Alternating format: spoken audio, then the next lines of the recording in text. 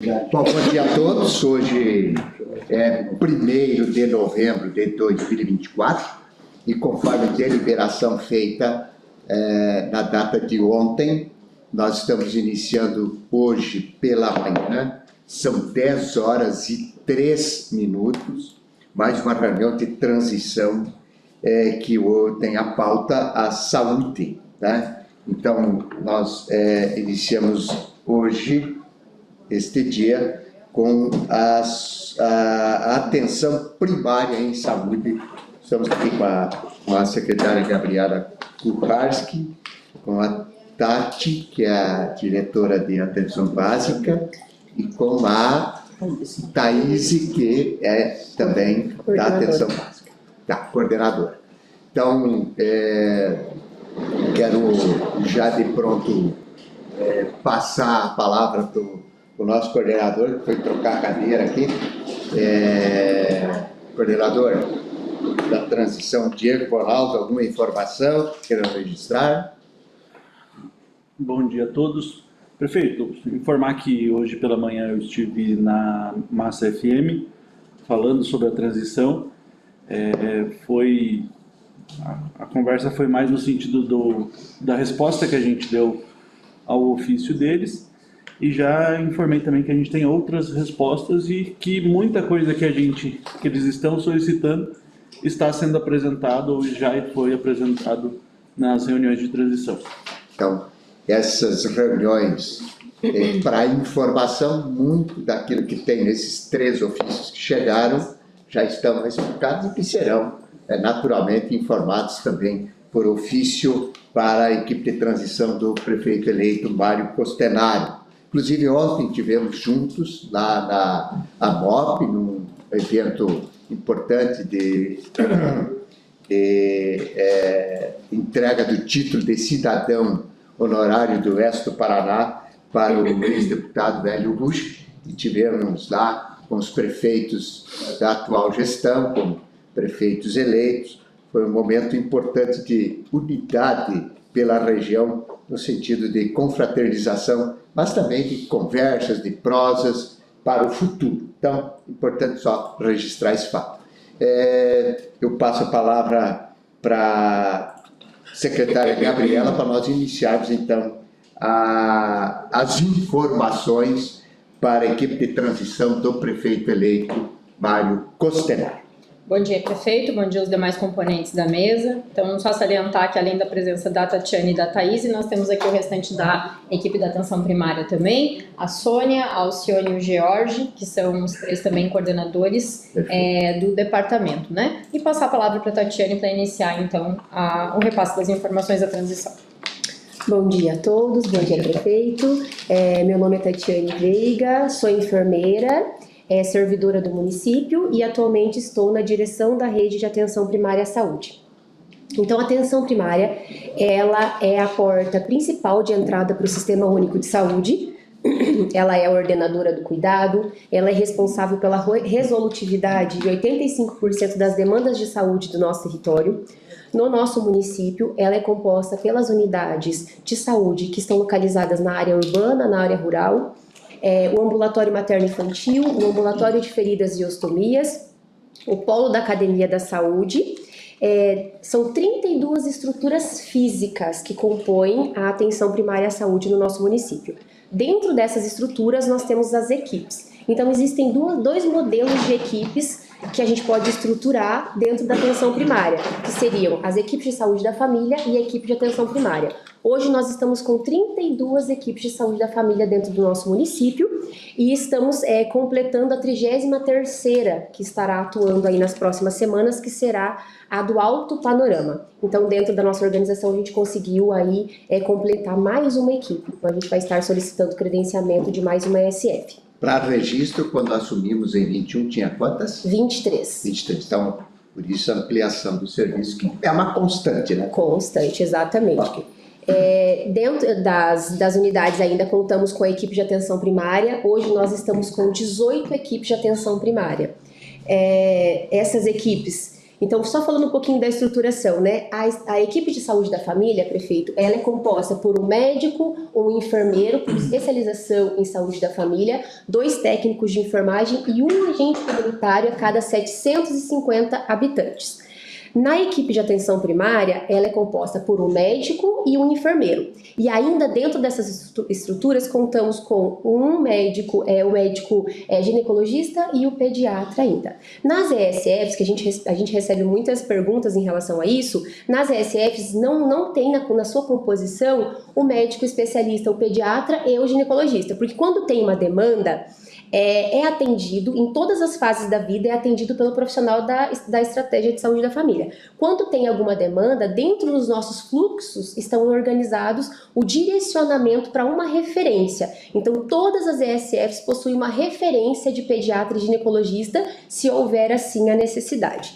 Ainda dentro da estruturação das nossas equipes, nós estamos com 14 equipes de saúde bucal, que seria o odontólogo e o técnico auxiliar de 40 horas, e 12 equipes de saúde bucal diferenciada, que seria ou na modalidade de 30 horas, o odontólogo e o técnico e o auxiliar de 30 horas, ou o odontólogo e o técnico auxiliar de 20 horas. Então a gente conseguiu aí avançar em 9 ESFs, né, a estruturação de 9 indo para a 10ª, conseguimos avançar em 11 equipes de atenção primária no nosso município.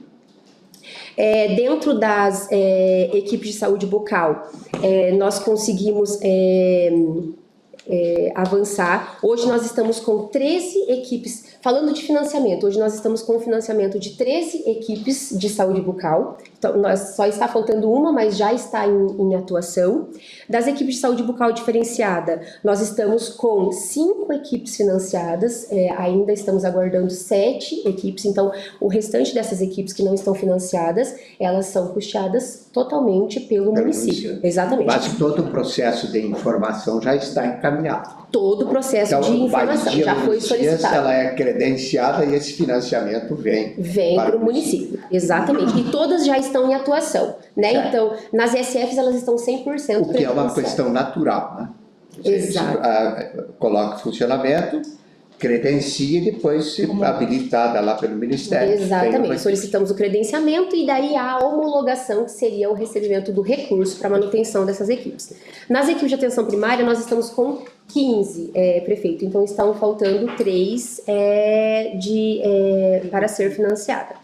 Do ambulatório de feridas e ostomias e o ambulatório materno-infantil, este é custeado totalmente pelo município. O polo da Academia da Saúde nós recebemos o recurso. As EMUTs, nós temos uma que é a ampliada, está financiada, e a EMUT complementar ainda não. E ainda contamos com a equipe de atenção primária prisional, que realiza os atendimentos no nosso sistema prisional. Essa também está estruturada, está em atendimento, mas ainda não foi, já foi solicitado o credenciamento, mas ainda não foi homologada. Então, nós estamos com 100% de cobertura da atenção primária, porque o nosso parâmetro, ele é embasado na estimativa do IBGE. Então, a estimativa do IBGE está em 150.470 habitantes. Dentro disso, nós estamos com 100% desta população cadastrada e vinculada com uma equipe para o seu acompanhamento de saúde. Aqui nestes mapas,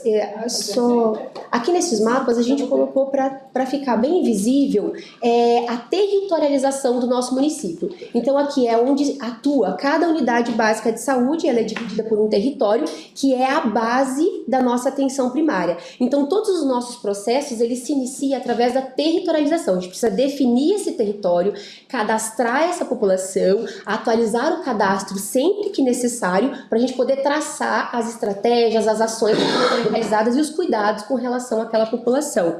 O nosso ator principal nessa territorialização é o agente comunitário de saúde. Então é ele que está lá dentro da casa dos pacientes, levando as nossas informações e trazendo as demandas de saúde para que a equipe possa estar atuando.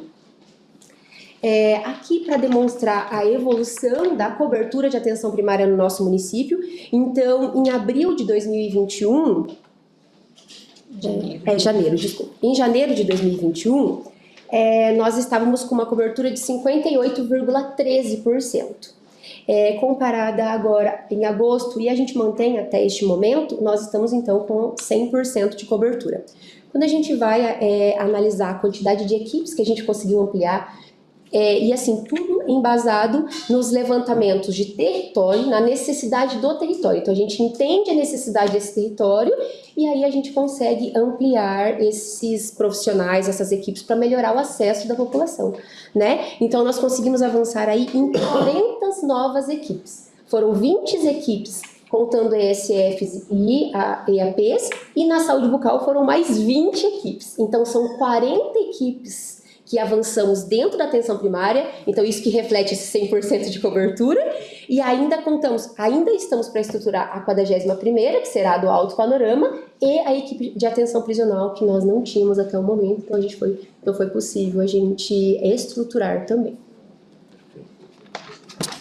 Aqui uma evolução na contratação dos agentes comunitários de saúde, que é o que a gente coloca, que ele é um ator principal dentro das nossas atividades. É fundamental a presença desse agente comunitário de saúde para a estruturação da atenção primária à saúde. Então nós tínhamos em abril de 2021 107, e daí neste momento estamos com 187 agentes comunitários de saúde. Então nós ampliamos todas as categorias profissionais para realmente a gente prestar a melhor assistência para os nossos usuários. Nós temos aqui um aumento de 74,77% destes profissionais na nossa atenção primária. Ainda não... Dentro da evolução da odontologia, nós passamos aí de 1.750 horas odontológicas mensais, que é uma carga horária do odontólogo, do dentista, nas nossas estruturas, para 4.600 horas mensais destes profissionais. Então, nós temos aí um aumento, prefeito, de 162,86%. Isso se reflete em acesso, em acompanhamento de saúde, em prevenção e em promoção de saúde. Para a saúde bucal, ainda a gente tem que ter mais equipes? Hoje nós ocupamos praticamente todos os espaços que existia de equipamentos, de estrutura física. As únicas unidades que a gente ainda consegue evoluir em equipe de saúde bucal seria na Paulista, que a gente iniciou as atividades lá recentemente, também com equipes de ESF, são 2 equipes, então tem a possibilidade de mais uma cadeira. Então hoje, nas demais estruturas, nós suprimos os espaços físicos que temos para consultórios odontológicos, apenas na Paulista que tem um espaço. Uma informação importante para ampliar o próximo ano. Isso estava planejado também para o futuro. Estava planejado, então a gente consegue ainda avançar somente neste território. Ainda na evolução da equipe odontológica, o auxiliar e o técnico, que faz parte da equipe da odontologia, nós evoluímos aí de 3.800 horas para 6.050 horas de atendimento para a população, com um aumento de 59,21%. Dentro da nossa organização, prefeito, então existe a atuação do gerente dentro da atenção primária à saúde. Hoje, nossos gerentes, eles são todos enfermeiros. Então, em 2020, nós tínhamos 9 gerentes. Hoje, nós estamos com 18 gerentes atuando dentro das nossas unidades. A única unidade que a gente ainda precisa realizar a reposição de gerente, porque esse gerente ele saiu da rede, na unidade do Alto Panorama. Ela não está desassistida, por quê? Porque a gente faz o acompanhamento pelos técnicos e por nós ali da atenção primária, e estamos contando com o suporte de uma das gerentes, que é a gerente do centro de saúde, e ela está nos auxiliando nos processos do Alto Panorama. Mas a gente precisa realizar a reposição desse gerente no Alto Panorama. Lá nós contávamos com um gerente de 6 horas. O porquê que a gente não fez essa reposição? Porque era um gerente de 6 horas. Com a implementação de mais uma equipe, porque depende do porte da unidade, então o gerente, ele depende do porte da unidade, do horário de atendimento da unidade, da vulnerabilidade desse território. Então, isso está tudo embasado em um decreto que foi realizado municipal sobre essa organização da classificação do gerente. Então, ali, indo para 3 equipes agora, que é o que nós estamos terminando de implementar lá no Alto Panorama, já seria uma gerente de 8 horas. Para fazer essa mudança, nós estávamos nessa questão do período eleitoral, então a gente não poderia chamar um cargo diferente do que já existia. Não era uma reposição de 6 horas. Nós precisamos fazer uma reposição de 8 horas, que não era o cargo que existia nesse momento. Então, por isso que a gente precisa ainda repor lá no Alto Panorama. E aí essa reposição ainda nesse governo conseguimos fazer ou ficará para o próximo? Ficará para o próximo, porque Então é um uma cargo informação novo. fundamental para o futuro gestor da pasta. Mesmo, inclusive, prefeito, esse decreto da regulamentação das gerentes é de 2022, né? Então, essa discussão, ela era uma discussão solicitada pelas próprias gerentes, pelos próprios enfermeiros da rede, que o senhor acolheu aqui no gabinete, juntamente com a Secretaria da Saúde, para que a gente reformulasse as gerências. Então, uma vez que a gente não tinha mais vigente a Lei 173, que proibia as contratações, nós passamos a discutir a respeito das gerências e, então, regulamentar e contratar, né? Então, hoje, o formato de gerência que a gente tem foi um formato instituído em janeiro de 22, após cair a 173 em 31 de dezembro de 21. Perfeito. Eu acho que ainda eu gostaria de enfatizar que onde nós não tínhamos gerente, prefeito, foi uma evolução enorme para os profissionais, porque a enfermeira ela realizava os atendimentos tanto da parte assistencial quanto da organização burocrática, gestão de pessoas, então ela se dividia. Com a implementação de todos esses gerentes, o enfermeiro ele ficou 100% para assistência da população, então a gente ganhou muito, a gente proporcionou muito acesso para a É população. um modelo que está dando certo. Tá dando certo. Importante essa informação também. Com toda certeza. Dentro das equipes que são constituídas dentro da atenção primária, aqui só para detalhar qual é a composição das EMUTs. Então, a EMUT, ela é uma equipe multidisciplinar que vem para melhorar ainda mais a oferta de acesso para a população. Ela é um suporte para as equipes que estão dentro da atenção primária. Então, elas possuem unidades de referência para atuação. A EMUT ampliada, que são de 300 horas, ela conta com 2 nutricionistas, 4 assistentes sociais, 1 educador físico e 2 fisioterapeutas. A EMUT complementar, 1 nutricionista, 1 terapeuta ocupacional, 1 fono, 1 assistente social, 1 pediatra, 2 GO e 1 psicólogo.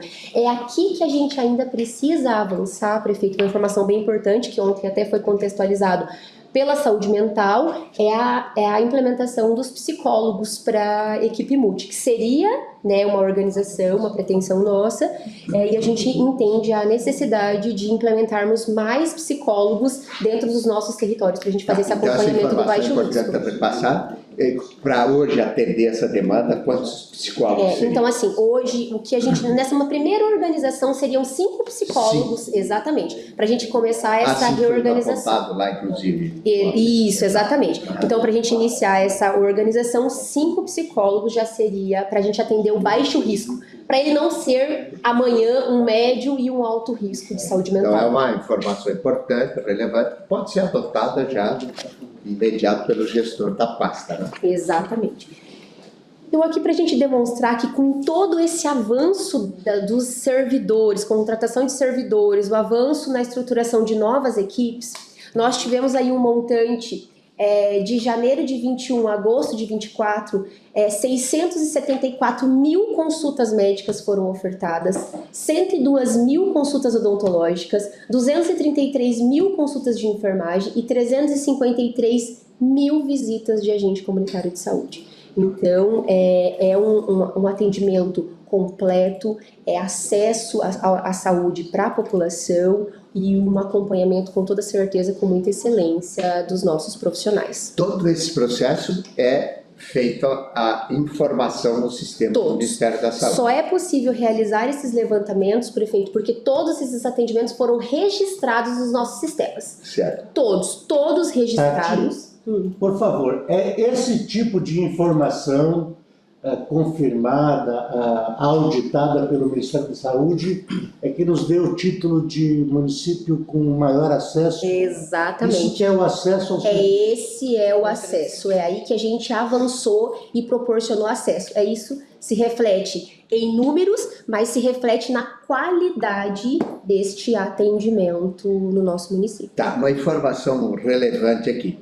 Para a gente atingir estes índices, certamente tem de ter formação continuada dos profissionais. Com toda Quer certeza. dizer, orientações, a forma, as alterações do sistema quando acontecem, etc. Isso. Então, nós até implementamos no nosso município, prefeito, a educação continuada de várias categorias profissionais e que não existia até então, e a gente identificou que a gente precisava realizar essas educações continuadas. Existiam as capacitações onde todos eles iam e recebiam a informação, mas a gente precisava centralizar algumas informações por categoria. Então, a gente avançou. Existe a educação continuada do agente comunitário de saúde. Todo mês ele tem um assunto onde existe um revezamento nas unidades para a gente não cessar e não comprometer o atendimento da população, o serviço, mas eles vão até o local para obter as informações com relação aos acompanhamentos, os processos de trabalho. Então, nós temos a educação continuada do agente comunitário de saúde, do profissional enfermeiro, do médico, então todos esses profissionais. Evoluímos agora para o técnico de enfermagem, que a gente também está proporcionando, e o que a gente estaria avançando também é a educação continuada para os administrativos, que é a porta de entrada, né? Então ele é responsável muito pela organização da unidade, a gente sabe que o papel dele é fundamental, então é o que a gente também iria evoluir na educação continuada dos administrativos. Mas todos os nossos processos, prefeito, a gente evoluiu e a gente vai demonstrar aqui com o passar da apresentação. Mas com a evolução do número de profissionais, com o número de equipe, nós focamos muito na padronização dos processos. Então, hoje, todos os nossos processos dentro da atenção primária, eles estão documentados, padronizados e embasados em protocolos estaduais e federais. E tudo isso a gente procurou deixar o documento escrito. Hoje está tudo padronizado, por isso que a gente consegue... Essas informações da padronização, a gente consegue anexar? Anexamos. Estão todos no relatório. Então, Perfeito. esta informação de padronização, já para o futuro gestor, já vai estar disponível. Né? Todas as padronizações, protocolos, fluxos, instruções normativas, todos estão anexos no nosso documento. Existe lá. E, prefeito, eles estão implementados, o que significa que apenas se o gestor revogá-los, que eles não estarão valendo, né? Porque eles estão implementados, assinados, publicados no site oficial da prefeitura, na área da Secretaria Municipal de Saúde, portanto, eles estão validados, estão em uso, né? Só se forem revogados que não tem mais validade. Certo. Então, tem legalidade, tem o costume, e por aquilo que nós temos de números, está dando certo. Super certo, super certo. Hoje, um usuário que ele reside lá no Europa, se ele vem para ser atendido no Cosmos, ele vai ter a mesma oferta de serviço, com a mesma qualidade, com o mesmo padrão. Perfeito. Ainda dentro da ampliação de acesso, é o que a gente aí enfatiza aqui, avançamos. Houve a reforma e a ampliação da UBS do Jardim Maracanã. Essa equipe, ela estava em atendimento no centro de fisioterapia e nós conseguimos agora no mês 4 retomar os atendimentos dentro dessa unidade, hoje com espaço ampliado. Iniciamos a atuação do acolhimento, que é fundamental, já existia dentro das outras estruturas e a gente conseguiu implementar dentro dessa unidade, que seria aquele paciente, ele pode ir das 7 às 19 horas, que ele vai ter a sua escuta qualificada e direcionada para o atendimento necessário.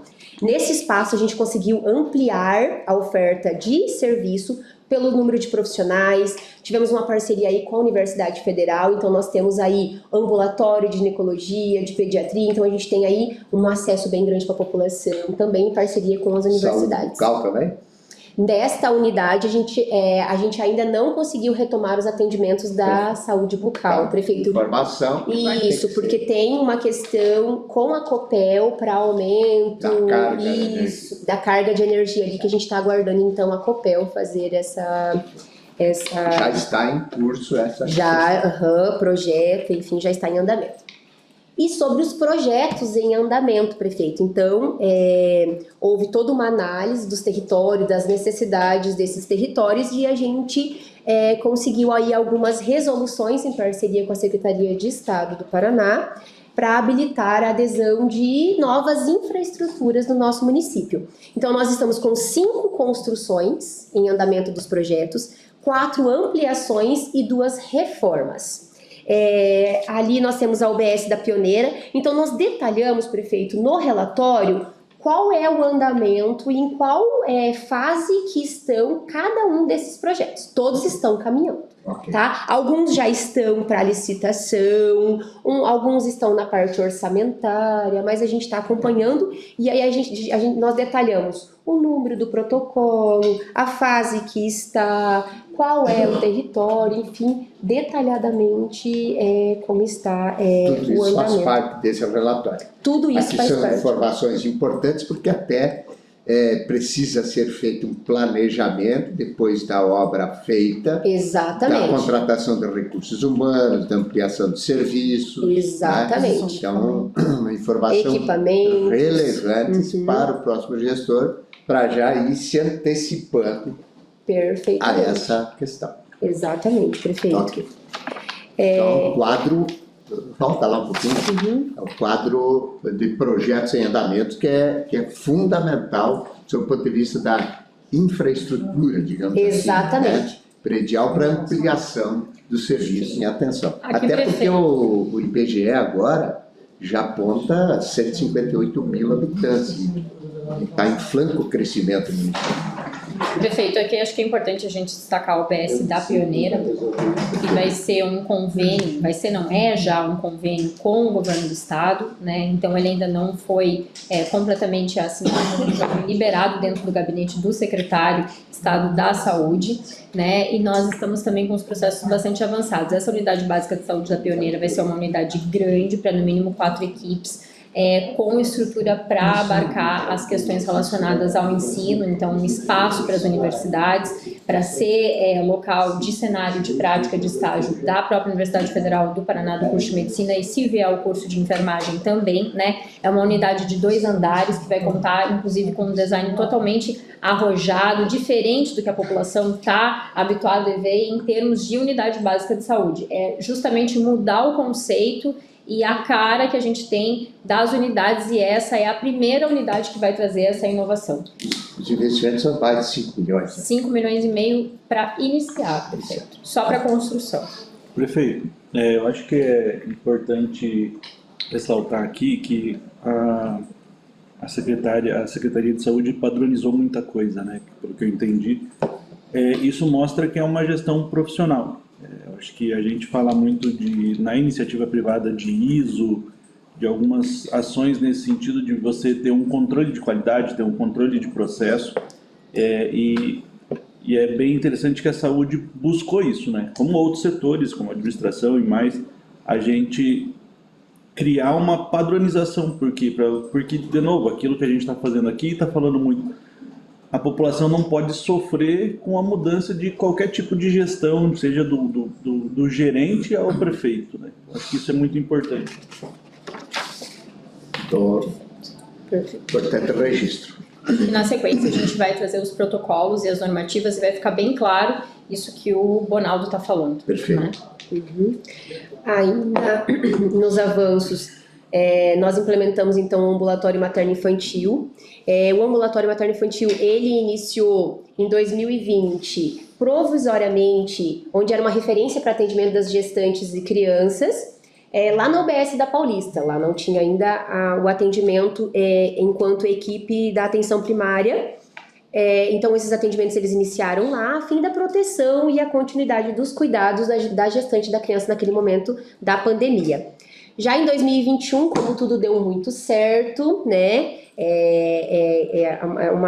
uma estruturação extremamente importante para o nosso município. Em 2021 foi inaugurado, então, a sede, que seria ali anexo à Secretaria de Saúde, foi estruturado ali um local específico para a continuidade dos cuidados e o acompanhamento pelo ambulatório materno-infantil, aí sim estruturado para atender as gestantes e crianças de alto risco e risco intermediário.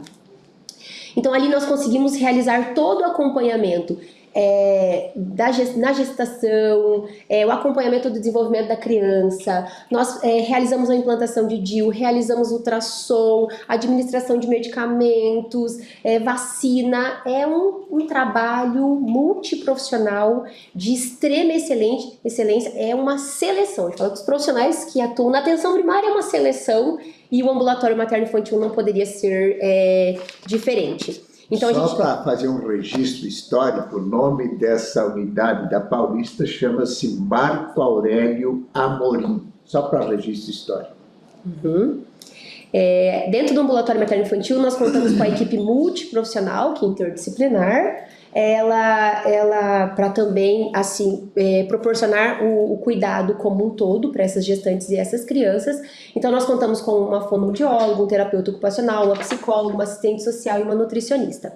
Dentro dos profissionais que atuam dentro desse ambulatório materno-infantil, nós temos ginecologistas, obstetras, radiologista, neuropediatra, gastropediatra, endocrinopediatra, alergologista, pneumologista, infectologista. Então assim, alto escalão de profissionais para a gente conseguir realizar todos os atendimentos das demandas que chegam até esse serviço. Então, a criança e a gestante, ela é atendida na sua totalidade na atenção primária, então a gente consegue realizar todo esse acompanhamento, mas tem essa referência do ambulatório materno-infantil para o acompanhamento da gestante e da criança de alto risco.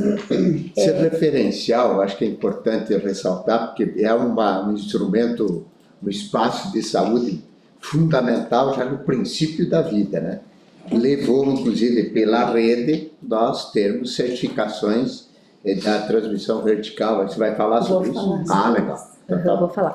Inclusive, nós conseguimos implementar que foi, assim, um avanço muito grande para a atuação dos profissionais e para o acesso da população, que seria um agente comunitário de saúde no AME e que ela fala 3 idiomas.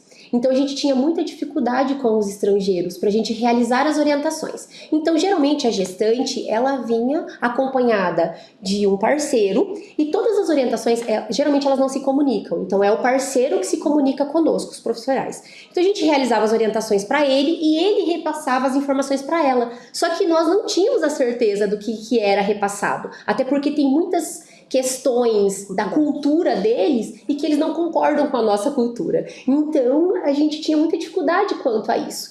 E aí, com a implementação desse agente comunitário de saúde, a Pamela, que faz essa tradução para eles, a gente tem 100% de certeza do que está sendo traduzido. E aí isso auxiliou não só no ambulatório materno-infantil, mas também nas unidades de saúde, porque os demais profissionais também tinham dificuldade neste contato. Então a gente sempre agenda a gestante para um horário e aí a gente comunica a ACS e ela vai até a unidade e auxilia nesse processo de diálogo. Então, como ela é uma pessoa extremamente importante no processo de cuidado à saúde das mamães e do bebê, é importante essa informação para a equipe que entra, que é esta servidora chamada Pamela. Exatamente. Pamela. Lembra o sobrenome? Não lembra? Não lembro, prefeito. A Pamela lá do... Mas no relatório vai estar. Então é fundamental que se dê uma atenção do ponto de vista profissional para que não haja descontinuidade nesse serviço. Exatamente. Nós até estruturamos... Agente comunitário de saúde. Exatamente. E até ela tem contribuído muito para os grupos. Então, como a gente precisa realizar muitas orientações para esses estrangeiros, nós conseguimos estruturar alguns grupos em alguns territórios onde a gente tem maior predominância desses estrangeiros e ela vai até esses grupos para realizar as orientações de saúde. Então, ela também realiza grupos. Então, assim, isso foi fundamental, não só para gestante, para criança, mas em todas as condicionalidades. Hipertenso, diabético, saúde mental, ela consegue realizar essas orientações e que a gente tinha muita dificuldade, prefeito. Que maravilha. Muita dificuldade. Só para contextualizar aqui, nós estamos então com 988 gestantes ativas no nosso município, 393 baixo risco, que é acompanhada pela unidade básica de saúde, 332 intermediária, que intercala o acompanhamento na unidade básica de saúde no ambulatório materno-infantil e em alguns casos no Siscopar, né, no MAC. E 264 gestantes de alto risco em acompanhamento também por essa rede. E como que a gente sabe isso, né, prefeito? Então, ontem foi apresentado o Departamento de Gestão e todas aquelas planilhas que ficam na nuvem, aqueles relatórios, aquelas planilhas que foram apresentadas ontem têm interação com as questões relacionadas à atenção primária. Então, a gente consegue hoje o dado em tempo real, amanhã a gente sabe quantas gestantes tem ativas, depois de amanhã, mês que vem, e nas estratificações, porque a gente tem essas planilhas sendo alimentadas também em tempo real pelas unidades básicas de saúde. Perfeito. Então, vinculada ali ainda ao ambulatório materno-infantil, nós temos o nosso projeto Acalanto. Então, esse projeto, ele deu o seu início, a estruturação, com o objetivo de vacinar as nossas crianças, nossos recém-nascidos, ainda no ambiente hospitalar. E o contexto inicial desse projeto. Então, as vacinas BCGs, que a vacina BCG é a primeira vacina que o bebê recebe após o nascimento. Ela era realizada nas unidades básicas de saúde. Então, a gestante, ela tinha o seu bebê, ela tinha alta do hospital, da maternidade, e ela ia até a unidade para receber essa vacina. Ela não era administrada no hospital. E aí houve um momento que houve uma racionalização a nível federal, estadual, enfim, do número de doses dessas vacinas. E nós precisávamos otimizar as doses e proporcionar a administração para os nossos bebês. Então, nós organizamos e vinculamos essa realização no ambulatório materno-infantil. Porém, prefeito, essa era a estratégia do momento. Só que a gente estava tendo muita dificuldade de acesso da população, porque tem muitos territórios bem distantes e a dificuldade dessas puérperas de virem até o ambulatório era muito grande. E muitas deixavam semanas para realizar ou até meses. A gente tinha que ficar indo fazer busca ativa para a gente conseguir trazer essa gestante. Enquanto isso, o bebê ele não estava imunizado. Né? Que a gente sabe que a BCG ela protege contra as formas graves da tuberculose. Então, aí se estruturou, se deu o início desse projeto, da implementação desse projeto, para que a gente possa realizar as vacinas, todas as vacinas, dentro do ambiente hospitalar. Então a gente conseguiu estruturar. Hoje nós temos equipe que atuam das 7 às 19 horas, de domingo a domingo, realizando a administração da vacina BCG ao nascer em todas as crianças que nascem no nosso país. Em todas, inclusive. Independente, é Sistema Único de Saúde, é privado, é sistema suplementar, todas as nossas crianças recebem o mesmo acompanhamento. Então, recebe a vacina da BCG, a vacina da hepatite B, todas as orientações pós-parto, e a gente ainda consegue comunicar pro município de referência. Então, nasceu aqui, não é do nosso município, nós no Departamento de Atenção Primária, nós temos uma planilha compartilhada com os 18 municípios e nós alimentamos essa planilha em tempo real, o município recebe essa informação do nascimento e consegue realizar a visita, que está dentro dos nossos indicadores, realizar a visita até o 5º dia após o nascimento desse bebê. Então, nós tínhamos muita dificuldade até para conseguir realizar essa visita, porque muitas vezes, a gente não tinha a informação que esse bebê tinha nascido, e quando a gente recebia a declaração de nascido vivo, já passavam-se alguns dias e a gente não conseguia atingir esse indicador, porque é primordial essa visita nos primeiros dias para a gente conseguir acompanhar, verificar se está amamentando, enfim. Então, a gente consegue, com esse projeto, auxiliar os municípios que compreendem a 20ª Regional de Saúde. Então, foi uma parceria entre o município e o estado para que a gente possa vacinar todas as nossas crianças. Inclusive, a gente conseguiu padronizar o local de aplicação dessas vacinas. A gente consegue realizar essa vacina com o bebê amamentando. Então, é a mamalgesia que a gente fala, que o bebê ele nem chora quando ele é vacinado e ele está amamentando. Então, é toda uma técnica.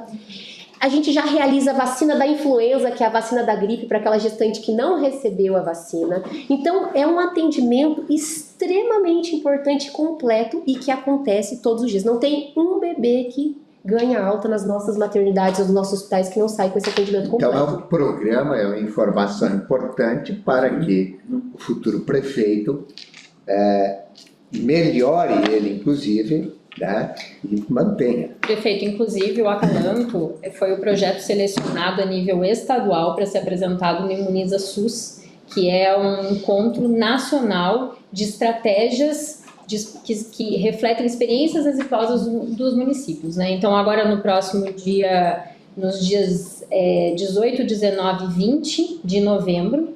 Eu vou estar em Brasília levando esse projeto para essa jornada do Imuniza SUS. Que bom. Que ele foi Protagonismo. selecionado a nível Isso é estadual. bom. É assim que a gente contribui para mudar o Brasil, melhorar. Pelo território municipal. Exatamente.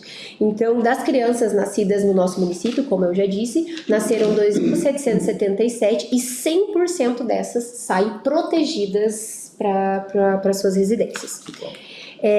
Dentro dos avanços que eu coloquei ali com relação à visita domiciliar, então a gente conseguiu aí essa visita até o 5º dia, temos muito a avançar, mas avançamos muito, nós saímos aí de cerca de 2% de visitas que eram realizadas, hoje estamos já com aproximadamente 40% das nossas visitas realizadas em tempo real. A gente ainda tem algumas dificuldades de algumas puérperas que ganham bebê nos nossos hospitais e vão para outros municípios, ficar com a mãe, com a avó, com a tia, enfim, então a gente ainda tem alguns enfrentamentos, mas evoluímos em muito nessa questão das visitas domiciliares.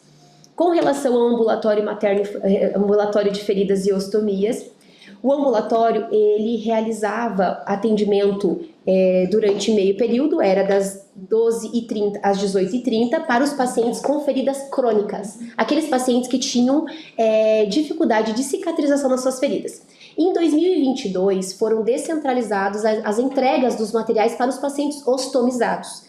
Então, a gente conseguiu implementar esse serviço dentro do ambulatório materno, dentro do ambulatório de feridas e ostomias, agora denominado ambulatório de feridas e ostomias, porque a gente tinha espaço físico necessário. Então, nós implementamos novos profissionais dentro desse ambulatório e hoje ele atende das 7 da manhã às 19 horas. Fazendo o acompanhamento dos pacientes com feridas crônicas, mas também os pacientes ostomizados. Eles têm lá os materiais que eles precisam, eles são avaliados no momento que eles precisam, então eles podem procurar até com uma demanda espontânea. Eles podem, eu tô com uma dificuldade no meu estômago, tô com alguma lesão, eu posso procurar, e nós temos os profissionais especializados para poder fazer essa avaliação e essa conduta. Dentro desse mesmo espaço, olha a evolução, em 2023 nós conseguimos implementar lá a teledermatologia. Então hoje nós implantamos no nosso município, que eu vou falar posteriormente também, e os registros da teledermatologia é realizado também por essa equipe. Então, anteriormente, os pacientes que tinham alguma lesão de pele, alguma situação, era encaminhado para uma fila do dermatologista. E a gente sabe que existem poucas vagas para este profissional em toda a rede, estado, município. Pela central de especialidade. Exatamente. Então, a oferta de vagas desse profissional já não é tão grande. Então, a gente acaba tendo uma fila de espera. Então, nós implementamos o telediagnóstico. Então, a gente realiza a imagem da lesão. Essa imagem, ela é colocada numa plataforma. E aí, nesta plataforma, existem os especialistas que fazem essa análise e nos retornam em horas ou dias, depende da classificação desta lesão, qual é a conduta que os nossos profissionais precisam tomar. Então, ali fazem as imagens. O que a gente conseguiu avançar em muito, porque só nesse período que a gente iniciou essa atividade, e a implantação foi em agosto, né? Agora a gente conseguiu implementar. Já conseguimos 379 diagnósticos. A gente está trabalhando em duas frentes, prefeito. Aquela lista de espera de pacientes que estavam aguardando o dermatologista, a avaliação do dermatologista, o que nós estamos fazendo? Esse paciente ele está retornando para a atenção primária, o médico faz uma avaliação de como ele está nesse momento, preenche esse sistema, que é da teledermatologia, e aí esse paciente ele já consegue ir na mesma semana ou até na semana posterior para fazer a imagem. A gente recebe esse laudo e a gente já dá a conduta para esse paciente. Então, a gente consegue o acesso com mais agilidade para esse... Informação extremamente relevante, que se grife ela e que esse programa continue, né? Fica a decisão para o próximo gestor. Isso é fundamental, está mudando a vida de pessoas. E acelera a cura, né? Acelera a cura, com toda certeza. E é importante frisar que o tratamento, as condutas que são elencadas neste relatório que a gente recebe, são todas que são inclusas no Sistema Único de Saúde. Então, eles não prescrevem nada que não esteja na rede, prefeito. Então, isso é fundamental, porque ele prescreve e a gente consegue fornecer. E aí ele consegue identificar, é uma situação mais urgente, então ele coloca, encaminhar ao oncologista. Aí a gente consegue classificar melhor e aí a gente consegue encaminhar com mais agilidade, daí sim para o serviço que é necessário. Então é uma atuação, inclusive importante enfatizar, que ele não tem custo. Nós não pagamos, nós não remuneramos, né? Isso é uma parceria com o Estado. Nós não pagamos por esses laudos, prefeito. Olha. Então, além de agilizar o acesso, proporcionar o tratamento adequado em tempo oportuno, nós não temos valores a serem pagos. Nós fizemos a aquisição do dermatoscópio pelo Siscopaz, o município fez a aquisição e o programa é um programa do Estado, né? E nós somos uma das primeiras regionais a implementar o programa de teledermatologia no Estado. Foi uma regional do litoral e depois a 20ª regional de saúde aqui. Ali, só para a gente colocar, então, são pacientes ostomizados no nosso município, nós estamos com 115 pacientes e 127 pacientes de feridas crônicas, só para contextualizar ali. Então, com todos esses avanços, acho que pode passar, né? Com todos esses avanços de profissionais e de equipes, nós estruturamos, como nós citamos, os documentos, então nós elaboramos alguns e atualizamos para a nossa realidade atual os documentos que já existiam. Um deles foi a lei do Programa Mãe Dedicada, então houve a atualização dessa lei. O que seria a lei do Programa Mãe Dedicada? É um recurso financeiro que a gente disponibiliza para as gestantes, né, o município disponibiliza para gestantes, ao final de todo o seu acompanhamento da gestação e quando ela conclui a consulta puerperal, que é aquele último atendimento após o nascimento da criança. Então a gente conseguiu elencar ali quais são os critérios para a gente poder garantir todos os cuidados durante a gestação dessa usuária. Então, atrelado a essa lei, a gente consegue, ela realizou todos os atendimentos. A mãe termina, a gestante termina, ou puérpera no momento que já ganhou o bebê, ela termina todo o acompanhamento, ela traz para nós a carteirinha do acompanhamento, ela faz o protocolo aqui na prefeitura, nós recebemos no departamento, então nós temos o Alexandre lá, que faz essa verificação, ele analisa o prontuário para ver se ela realizou todos os acompanhamentos, devolve para o protocolo e o município repassa um valor para a gestante. Na verdade, prefeito, essa lei ela existia, porém os critérios dela eram critérios que não seguiam os próprios critérios estabelecidos pelos programas estaduais e federais em relação ao acompanhamento de pré-natal e puericultura.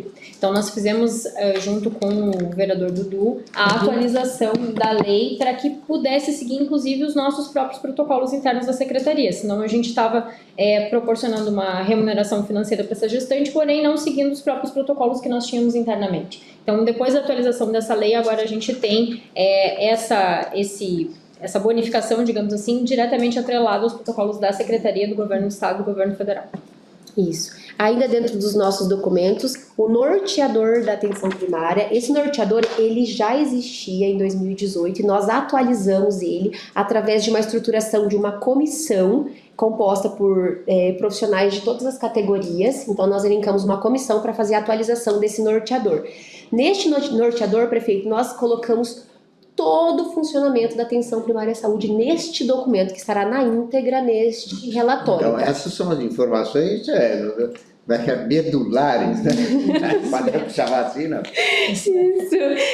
Então, nós temos todos as atribuições de cada servidor, estruturação de agenda, o que deve conter, os grupos, visitas domiciliares, novos servidores que adentram a atenção primária, como que a gente deve estruturar as agendas, a questão dos processos de trabalho estão todos desenhados nesse documento, a atuação dos acadêmicos, da preceptoria da federal. Dentro desse documento também tem a estruturação, então ele está completo e atualizado com a nossa realidade de hoje.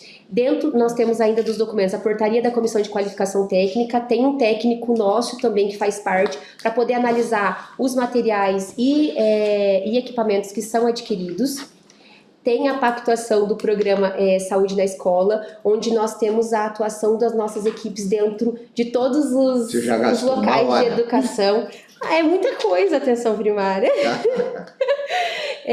Então, em 75 escolas pactuadas com o programa Saúde na Escola. Então, todas essas escolas, elas recebem o atendimento e o acompanhamento dos nossos profissionais das unidades de saúde.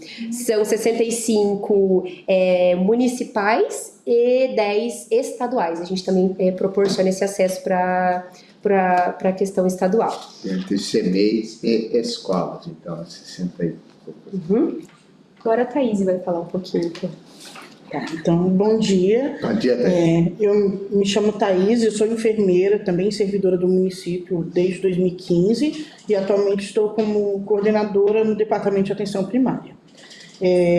Voltando à temática das padronizações, da importância de se ter documentos, né, assim como o secretário Bonaldo pôde falar anteriormente, se faz necessário para que se haja uma organização dos serviços, que a gente tenha isso padronizado, que a gente tenha isso escrito. Eu visualizo como uma segurança para o profissional quando ele tem algo onde se respaldar, um documento. Então, a gente tem alguns protocolos que foram elaborados e alguns protocolos que foram atualizados nesse período. Dentre esses, a gente pode citar alguns que a gente entende de suma importância. Um exemplo são os protocolos da RIPS. O que é a RIPS? A RIPS ela é a Rede Intersetorial de Proteção Social, que tem aqui no município de Toledo. Eu acredito que seja um grande desafio, de forma ampla, a questão de intersetorialidade, né? Fazer a intersetorialidade dentro da própria política já é difícil, quanto mais com outras políticas. E Toledo é um exemplo de que isso dá certo. Os protocolos da RIPS, eles vêm para sistematizar e poder proporcionar as ligações entre as políticas, as ligações entre as secretarias e os serviços. Então, nós temos 3 protocolos da RIPS que tratam sobre o acolhimento institucional de crianças e adolescentes, e como nós temos todas essas secretarias envolvidas, como é o caso da Secretaria de Educação, Saúde, Assistência Social, se faz necessário padronizar os procedimentos relativos a essa mesma temática.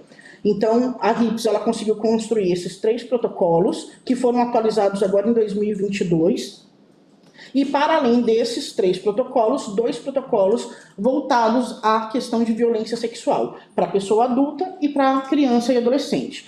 Então, visando não revitimizar, né, essas pessoas que passaram por uma situação, a gente tem que sistematizar. O protocolo ele é uma sistematização de condutas, né, e precisa ter de forma acessível e prática. E estando isso sistematizado dentro de um protocolo, a gente consegue colocar mapas dentro deles, que são os fluxos. Tendo fluxos bem definidos entre as políticas, a gente evita que aquela pessoa fique andando pelo sistema de proteção de forma solta ou se revitimizando. Então, a RIPS, ela vem com esse propósito, ela surgiu de uma ideia do Ministério Público junto com o Serviço Social da UniOeste, e as secretarias se dispuseram. Eu vejo que é uma temática importante de se permanecer.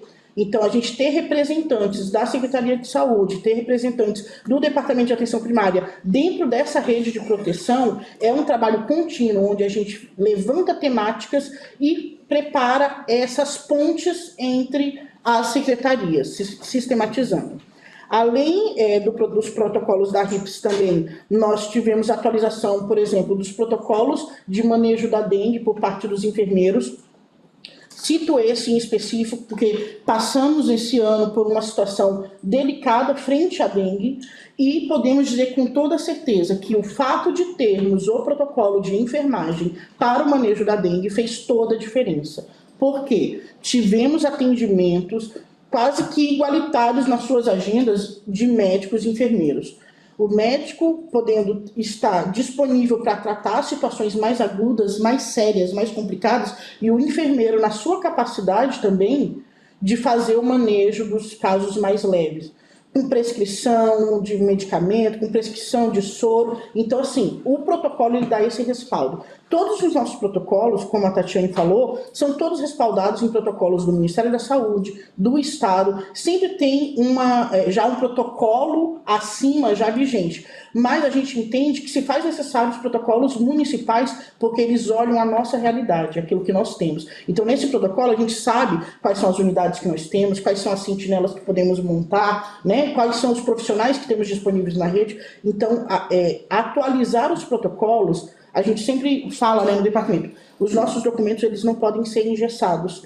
Eles têm que ter essa maleabilidade, porque a situação nos dá o tom de como devemos proceder, né? A gente, de repente, se enfrentou numa pandemia, tivemos que nos refazer. Enfrentamos uma epidemia de dengue, tivemos que nos adaptar. E os protocolos, eles são isso, eles estão lá com as regras, né? O profissional que entra dentro do nosso sistema, mesmo os que entraram durante o período da epidemia, entregava-se o protocolo, estudava o protocolo, ele sabia como manejar. Ele estava sabendo como conduzir o caso. E temos diversos outros, né? Por exemplo, o protocolo de retirada do infusor domiciliar. Esse aqui foi uma novidade para nós. Os pacientes oncológicos que ficariam antes internados, por exemplo, lá na OPECAM ou no CEONC, tomando a sua quimioterapia, hoje eles vêm para a sua residência, para o conforto do seu lar, né? São pacientes que seguem um protocolo específico da instituição, mas eles vêm com esse infusor de quimioterapia, e quando termina essa infusão, tem todo um processo, um procedimento para a retirada desse infusor. Então, o paciente que ficaria 2 dias, às vezes 3 dias, dentro da instituição, longe da sua família, ele está no conforto do seu lar, e aí os nossos profissionais da atenção primária e da urgência e emergência podem fazer a retirada desse infusor e mandar esse resíduo, né, só para fazer o descarte lá na instituição. Importantíssimo. Esse é um que a gente tem que manter, por exemplo, e atualizar sempre que necessário, né? Sangria terapêutica também, a gente poder fazer a sangria dos pacientes na atenção primária, a gente também padronizou. Dispensação de fraldas. O que a gente fala que é importante? E a Tatiane também já citou. O paciente ele tem que chegar em qualquer uma das nossas unidades, ele tem que ter o mesmo atendimento, com base na sua necessidade. Então, eu não posso ter numa unidade alguém que dispensa tudo que quer, porque acha que é necessário, sim, uma padronização. A gente sabe que nossos recursos são finitos, eles não são infinitos, e a gente visa a população como um todo. Então, a gente padronizar com procedimentos operacionais, por exemplo, de dispensação de materiais, um procedimento de dispensação de fralda, a gente regulamenta isso, a gente regulariza isso para aquele que realmente necessita, né? Outras questões de protocolos também que a gente tem, de agendamento das consultas. Só um eu acho que aqui é importante, essa informação é importante sobre esses protocolos de dispensação. É preciso continuar, porque senão vira uma ferramenta política para a A, B ou C. Então, se tu tens o protocolo, o profissional lá está orientado para isso. Senão o agente político, por uma ligação, por uma interferência, diz o seguinte, amplia a quantidade. E aí, como tu disseste, o recurso público vai se esvaindo. Né? E um ponto importante para se tratar também da questão desses protocolos é que a construção deles, eles são feitos por equipe técnica, pessoas que entendem daquilo. Então a gente pode qualificar muito os nossos materiais. Aquilo que a gente adquiria, um exemplo, a gente poderia estar adquirindo um catéter num valor muito menor, mas ele tinha uma qualidade, por exemplo, ia dispensar muito mais catéter do que aquele que está sendo dispensado hoje, e a qualidade para aquele usuário, aquele colchão de ar, ele tem aquela qualidade adequada, aquela fralda, ela absorve aquela quantidade adequada. Esses protocolos foram construídos por pessoas técnicas que até isso, né, puderam visualizar e determinar. Então isso qualificou o atendimento e a aquisição desses materiais. Hoje nós temos na nossa dispensação diversos equipamentos, enfim, a parte até dos curativos, enfim, de uma qualidade extrema. Né, as nossas sondas que são dispensadas para os pacientes, os materiais são de uma qualidade absurda, né, e que talvez seria caríssima para se comprar, para se adquirir de forma particular. Então até isso reflete a questão dos protocolos. Nós temos também alguns manuais, tratando de documentos, né? Manuais de padronização e eu citei anteriormente, né, o POP de dispensação de material médico hospitalares. Acontece exatamente o que o prefeito pôde falar. Anteriormente não se tinha, né, as pessoas usavam do argumento, enfim, para conseguir algo ou de justificativa para conseguir alguma vantagem com base nessas dispensações, e tendo um protocolo, a gente tem ali um CID específico para essa condicionalidade, eu tenho uma quantidade específica, e como nada é engessado, o que nós informamos? O paciente ele vai ter aquilo que ele precisa. Não é porque o protocolo diz uma quantidade que necessariamente vai ser fechado só naquilo. Se o paciente tem necessidade real e o profissional atesta, o profissional avalia que ele tem necessidade maior, ok, existe essa maleabilidade, mas de um contexto geral tem uma padronização.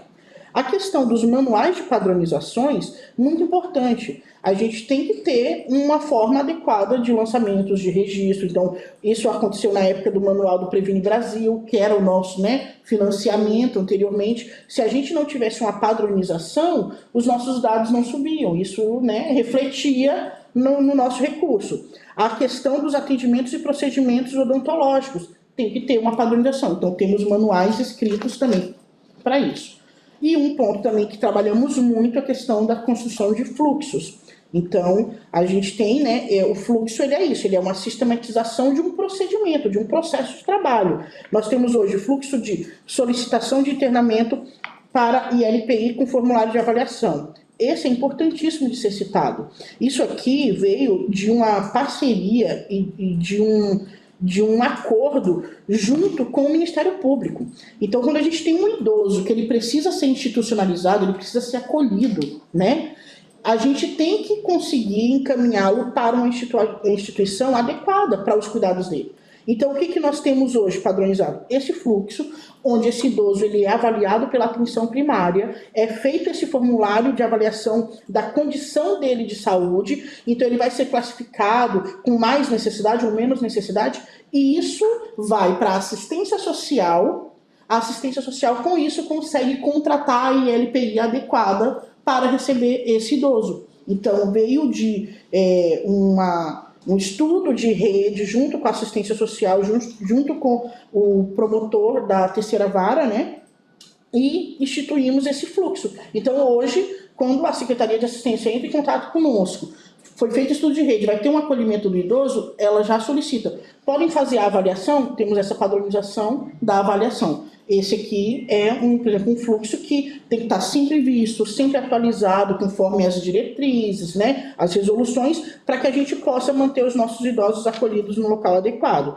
Temos para encaminhamento de criança para pediatra, temos fluxo para dizer como fazer isso, um encaminhamento para a nossa nutricionista da equipe multi, um fluxo de encaminhamento para o MAC, né, que a gente tem as condições crônicas também que encaminhamos. Então, assim, o fato de ter uma equipe técnica, ela tem essa visão de se padronizar e de se escrever documentos e ter isso registrado para respaldo dos nossos profissionais, para que a gente tenha um padrão de atendimento. E nada disso fica engessado. Conforme vem as resoluções, as portarias, a gente vai atualizando também. Para além disso, temos as nossas instruções normativas. Trabalhamos muito com instruções normativas, entendemos que são documentos diretos, fáceis, acessíveis, para a gente conseguir padronizar também os nossos atendimentos para situações pontuais. Muitas vezes as instruções normativas ela vem após uma situação que surge, ela acontece pontualmente, a gente fala, bom, como vamos proceder com isso? Montamos um fluxo e disparamos para todas as equipes, montamos uma instrução normativa, disparamos para todas as equipes. Várias delas já foram atualizadas, mesmo as que foram construídas, né, nesse período, foram atualizadas também. A gente tem instrução normativa para o acolhimento da demanda espontânea na unidade básica, por exemplo, para questões da auriculoterapia, para questões de notificação de acidentes de trabalho. É um documento fácil que o profissional vai ter lá na sua gaveta, vai ter lá no seu computador, e muitas vezes acontece aquela situação que não é o cotidiano dele. Opa, aconteceu uma situação, onde que eu vou ter? Na instrução normativa. E todas elas estão também no nosso documento e estão também no nosso no portal também, né? Elas são todas lá disponíveis para a população também, né? Sim, exatamente. Planos de cuidado. Nós temos planos de cuidado específicos aqui, são 4, né, planos de cuidado hoje vigentes, de situações. Nós temos 3 pacientes institucionalizados, né, 2 em residência inclusiva e 1 em casa-abrigo, que tem um plano de cuidado. O que são esses planos de cuidado? São a sistematização entre todos os serviços que cuidam desse paciente. A gente colocou em um documento para que todos possam seguir os planos de cuidado. Então, a gente tem, por exemplo, um plano de cuidado de um paciente que chegou extremamente crítico, clinicamente, e que a gente sentou em rede com todos os serviços que atendem esse paciente, colocamos no papel o que é necessário, continuidade, regularidade, a periodicidade desse cuidado, e o paciente já evoluiu clinicamente, atualizamos esse plano de cuidado. Não só com os nossos serviços, como é o caso de plano de cuidado que temos com urgência e emergência, com a Secretaria de Assistência, com os nossos serviços, como também temos um plano de cuidado de pacientes que estão em domicílio, mas que precisam ter um acompanhamento de perto, inclusive regrado pela própria família. Então, a família segue esse plano de cuidado. Tá? Então, são 4 planos de cuidado que nós temos hoje devido a questões judiciais. Só para fazer o registro aqui, a gente tratou disso na assistência, inclusive. Né? São as mesmas pessoas. Sim, inclusive a casa-abrigo, que a gente sabe das pessoas. Então, assim, por isso essas informações são extremamente relevantes. Por quê? Porque a coordenação da casa-abrigo tem que estar em contato com a coordenação da atenção básica, com a direção, para quê? Para que haja todo esse cumprimento de normativas e protocolos e fluxos. Por quê? Porque se não houver essa informação refinada, esta pessoa que precisa de um cuidado extremamente forte pode agravar essa situação dela de saúde. Então, quer dizer, aqui é um ponto fundamental da transição, de que, de repente, pode ser maçante toda essa explanação, mas é importante que a gente bote uma bandeira nesse sentido, de que as informações que estão sendo dadas aqui, elas são de tal forma detalhadas que não... É uma espécie de tutorial de gestão que a gente está fazendo. Então, é fundamental essa propositura nossa aqui. Perfeito. Então, é exatamente isso. Quando a gente constrói um plano de cuidado, por mais técnico e da área da saúde que seja, nós chamamos, nos casos dos institucionalizados, nós chamamos a coordenação daquela instituição, daquele serviço, chamamos as diretoras, coordenadoras, sentamos em reunião e repassamos todo o plano para que eles tenham, né, ciência. Agora, em só relação... para a gente falar do horário, como é que está no meu celular? Está cada 11h09. Quanto? 11h09. Ah, não. Tá. Estamos tendo 50 minutos aí. Tá, então... Vamos te dar 45 para nós fazer as considerações finais. Aqui já estou, acho que finalizando dessa minha parte. Tá. Tá, dos programas relacionados à questão com justiça. Então, citamos ali Penaissari com Semi-Liberdade, porque está citado aqui isso. Então, Penaissari ela é a política nacional de atenção integral do adolescente em conflito com a lei que está em regime de internamento ou internamento provisório.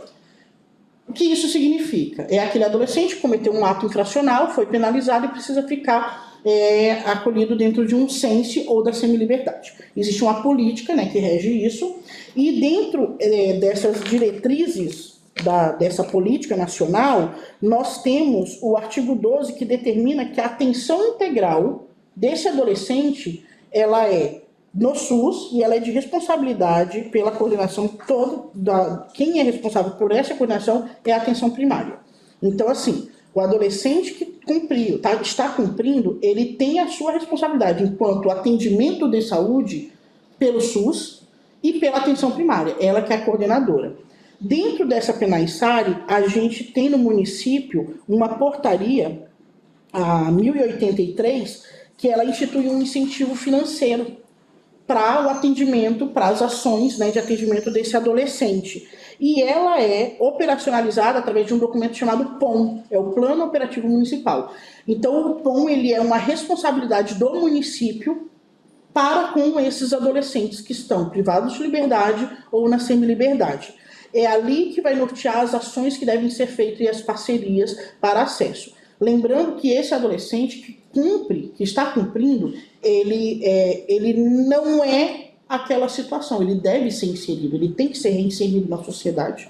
Então, é nossa obrigação, enquanto política pública, reinseri-lo a todas as políticas. Muitas vezes até porque esse adolescente infringiu algum ato, né, enfim, por falta de acesso anterior, né, por uma vulnerabilidade anterior. Então, nós temos o POM. O POM ele tem que ser atualizado a cada 4 anos, o plano operativo, né? Agora ele está em vigência até 2026. Todo ano nós temos que montar um plano anual de ações e todo ano fazemos um monitoramento. Então existe um grupo técnico intersetorial que é responsável por fazer esse monitoramento.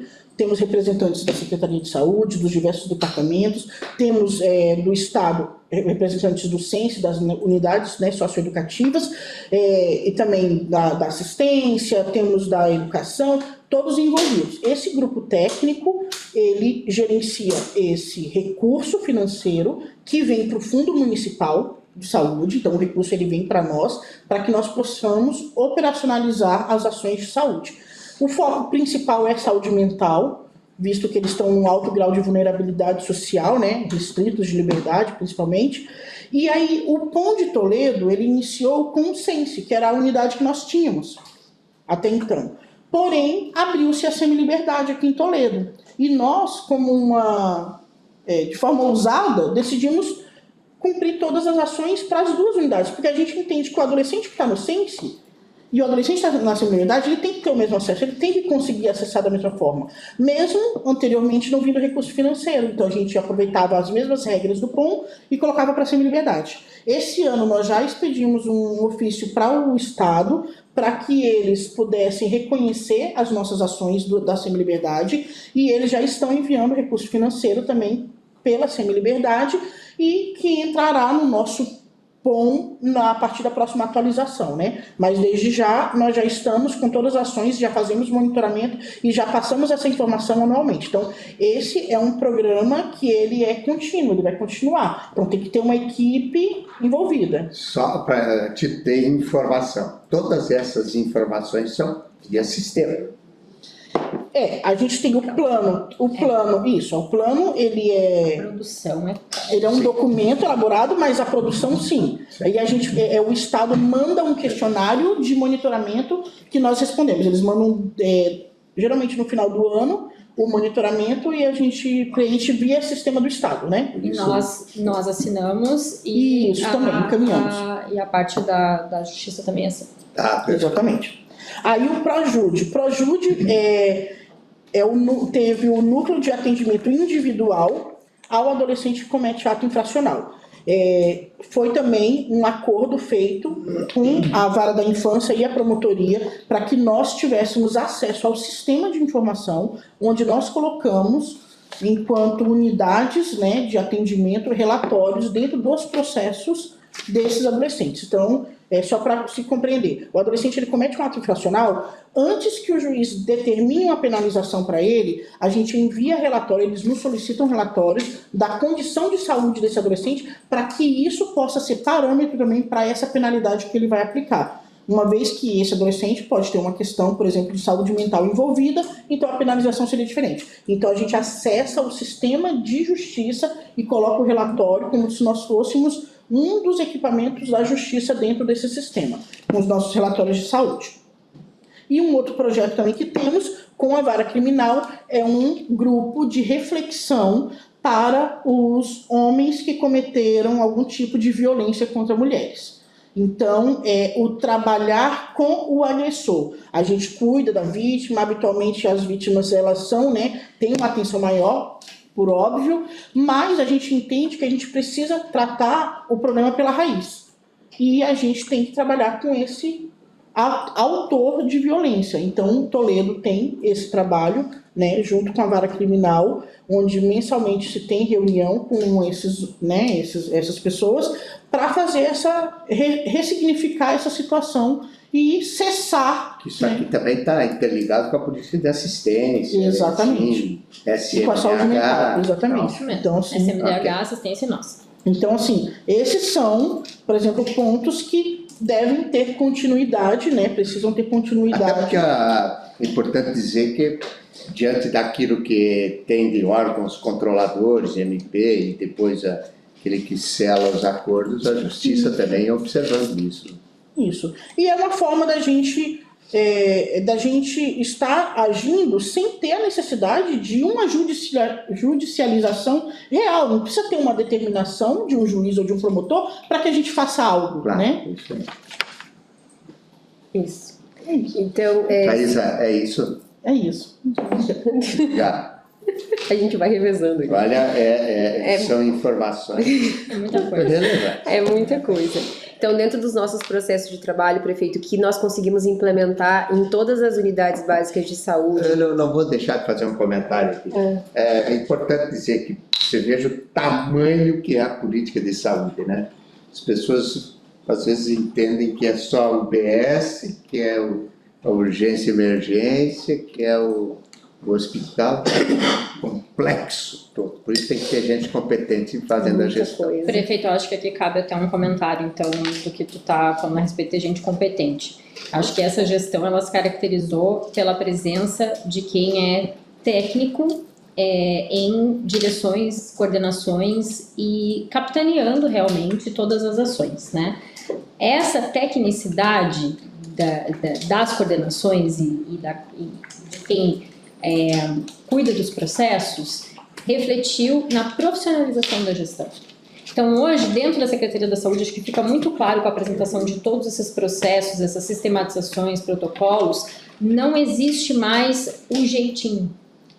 O que existe é realmente protocolos, o que existe é realmente fluxos, padronizações que fazem com que qualquer que seja a pessoa, em qualquer ponto que ela esteja da rede ou da cidade, ela vai ter o mesmo acesso, né? Essa profissionalização, ela vai depois resultar em eficácia e eficiência da gestão, quando a gente olha para a gestão pública. Isso não é habitual dentro da gestão pública, isso foi de fato construído diante dessa profissionalização da gestão por esse grupo que está aqui, né? Então é muito bacana se fosse possível que isso continuasse, porque essa construção é algo que traz benefício para toda a população. Aqui então, de novo, para a equipe de transição e informação, e certamente aquele que está designado a acompanhar todo esse tutorial de informações, aqui cabe uma conversa do prefeito Beto para o prefeito Costenaro. A decisão é política dele, de gestão, de continuar ou não. Se continuar com a tecnicidade, você vai por jeitinho. Então, aqui nós estamos entregando todo esse vasto material de informações para quê? Para que haja continuidade e os avanços com muita eficiência, né? Então, eu acho que é um marco fundamental este modelo de transição. Para quê? Para, tenho usado uma expressão aqui, refinar a informação para que o futuro gestor possa, por ele, prefeito, tomar as melhores decisões e ainda mais apurado do que nós mesmos estamos tomando até o momento, né? Para quê? Para que a população possa, evidentemente, ter os ganhos efetivos na sua vida. Vamos lá, então?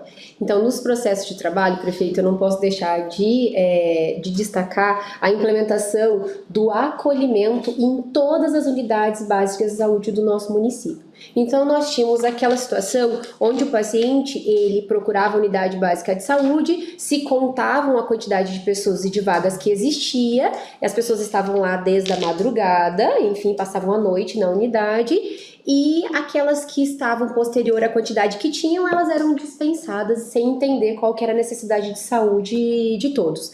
Com a implementação do acolhimento, hoje nós estamos em todas as nossas unidades de saúde, processo de acolhimento, que tem um profissional para fazer a escuta desse paciente.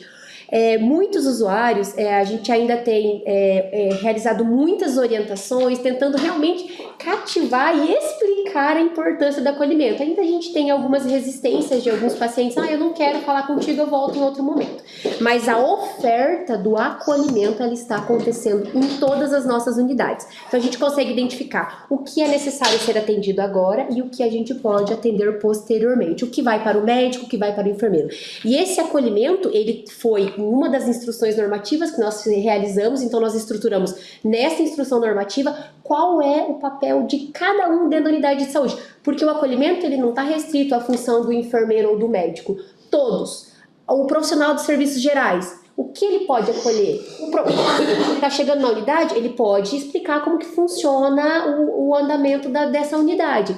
O administrativo pode auxiliar, o que eu posso te ajudar? Então, nessa instrução normativa, nós detalhamos a função de todos os profissionais dentro do acolhimento. E só citamos lá o que existe padronizado. Então, a gente colocou para que seja realizado dentro do processo de trabalho só aquilo que tem protocolo. Então, passou para o enfermeiro ele pode resolver isso. Por quê? Porque tem protocolo embasando ele a estar realizando esse atendimento. Então, isso ficou padronizado no nosso município e a gente espera que isso dê continuidade, porque o acolhimento solucionou muito dos problemas aí de filas. Tivemos a implementação da linha guia do idoso, então hoje os idosos, eles são atendidos não só pela sua condição crônica, ele pertence, ele é diabético, mas pensando na reabilitação, na melhora da qualidade de vida do idoso. A linha guia do idoso, ele é uma linha prioritária no estado do Paraná, então a gente precisa dar continuidade, a gente faz a estratificação do idoso e encaminha, se necessário, para o MAC, que é no Siscopar, para o geriatra. Então, tudo isso está implementado dentro do nosso município. Tem inúmeras outras coisas.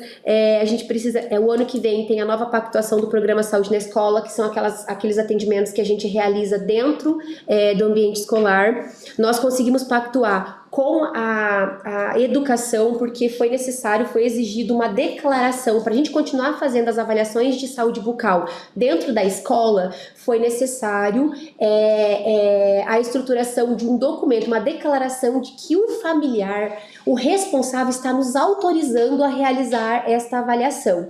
Nós fizemos um contato com a educação, que prontamente nos auxiliaram em colocar isso, em acrescentar na matrícula e na rematrícula. Então, quando for fazer a matrícula ou a rematrícula, o responsável já vai receber isso e ele vai dizer se ele aceita ou não que nós realizamos as avaliações de saúde bucal dentro das nossas escolas. Então, isso, a pactuação ficou 23 e 24 e 25, aí vem nova pactuação para a nova gestão de quais os locais que eles vão vincular para que isso continue acontecendo. Ampliamos o horário de atendimento conforme a demanda levantada até pela população, quase na sua totalidade. Hoje nós só estamos com 2 unidades que não iniciam às 7 horas da manhã para melhorar o acesso e permanecendo aberto no horário de almoço, porque a gente recebeu muitas demandas da população quanto a isso. Nós fizemos um mutirão de atendimento odontológico no Cosmos e no Porto Alegre, onde nós tínhamos uma demanda reprimida até pela baixa cobertura da atenção primária. Nós conseguimos realizar o atendimento de mais de 1.000 pacientes e hoje a gente não tem mais essa fila de espera dessa demanda reprimida.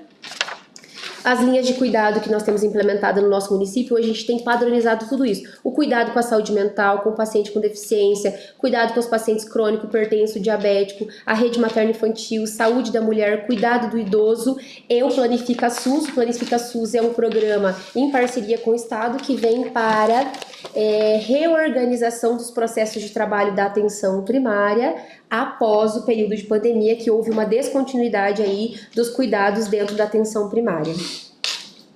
Falta isso. Tá. Então, comissões e comitês.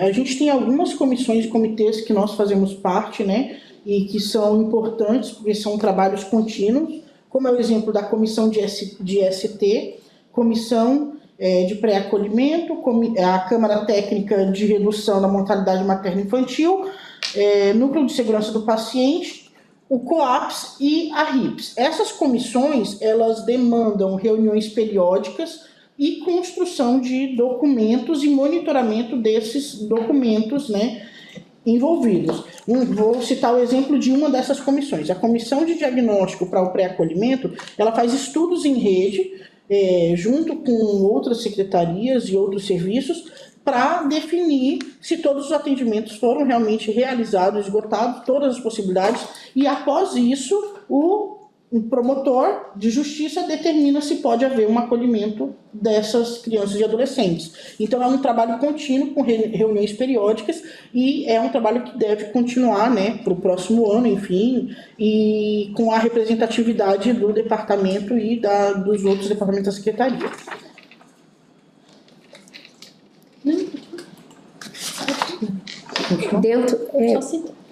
Dentro da atenção primária, então, nós precisamos destacar a campanha de vacinação contra o Covid, que foi de janeiro até 31/11, né, que foi, assim, extremamente importante, teve uma repercussão nacional, estadual, enfim.